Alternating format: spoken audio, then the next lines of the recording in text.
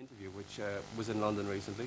We spoke about a number of things, including his recent appearance, which will be upcoming in Slane. And I asked him first of all about the synthesizer. The first few albums we used to say no synthesizer. It's a matter of pride in a way. But really that was just because we wanted to keep the humanity in there and the emotion. And nowadays synthesizers are a bit more emotional in the way they can be played. So I guess the argument doesn't apply so much anymore. But for me, I prefer the guitar. I like the sound it makes. I like the feeling it gives me. And for me, it's a voice.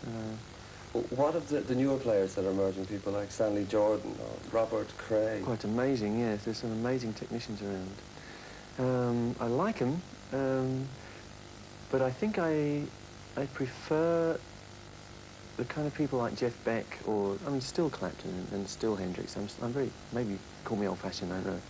But also, say, Edward Van Halen, and these are all people who can do the fireworks and can do some very technical things, but mostly you're aware of them because they speak with that guitar. You know, they produce an emotion. It may be just one note, it may be just one little squeeze, little semitone up here and there, but it'll move you, you know, and everything is concentrated into that one note at one time. And that's the way I like to be, really.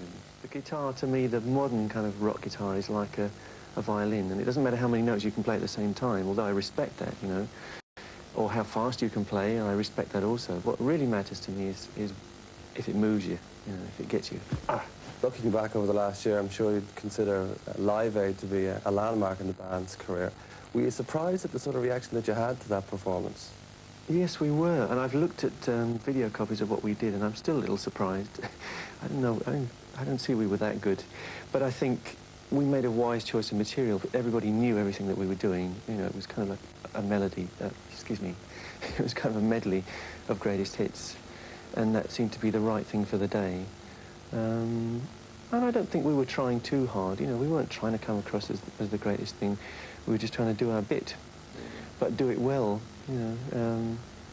Yes, it was a surprise, and I'd like to say that even though we were a very small part of it, to me it was probably the best day of my life, you know, and Geldof said that. I have no right to say that in a way, but I will never forget that. I've never experienced such a great feeling from backstage and from out front. The whole thing, you know, unforgettable. It's a pity that doesn't happen all the time. The less pleasant aspects of what you've been involved in the last year or so was an appearance in South Africa. I mean, in retrospect, do you think that was a wise thing to do? It's a very long story, and it would be very easy for me to say we were bad boys and I'm sorry we won't do it again. The position is that we went there because we believed we were doing something for the minorities there. And in fact, we still believe that we did do something by going there. It would take a long time to go into it in full. But you have to bear in mind a lot of people who have been screaming at us have never been there and have no idea of the situation in truth, you know.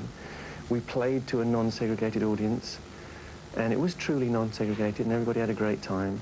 And we're one of the few groups who actually sell records to the black community in South Africa, and we were able to get to them, which was marvellous.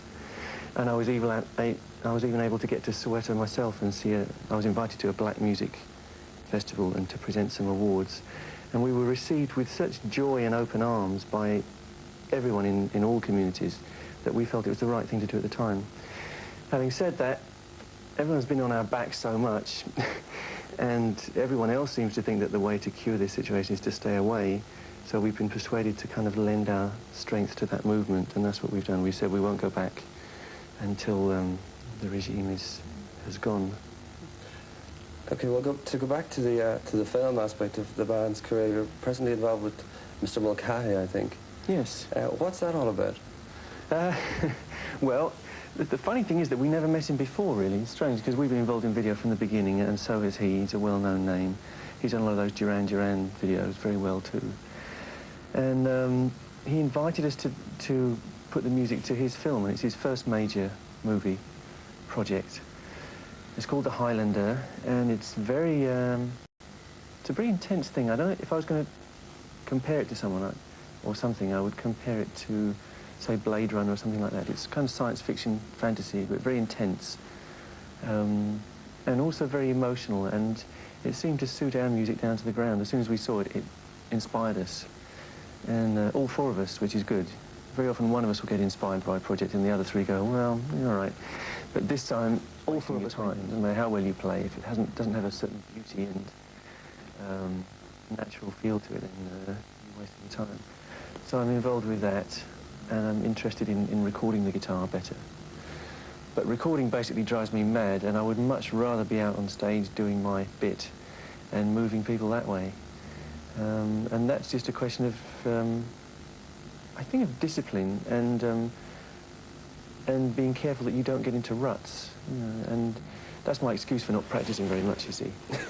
If I practice a lot, I tend to play the same things over and over again. If I don't practice, then I feel like I'm pushing forward the fronties because the things come out of my head instead of out of the, just purely out of where the fingers want to be on the Sure. Do you find it beneficial to stop playing every now and again and go back? Yes, I do really, and generally I don't pick up the guitar unless I already have something in my head that I want to play. And I find that is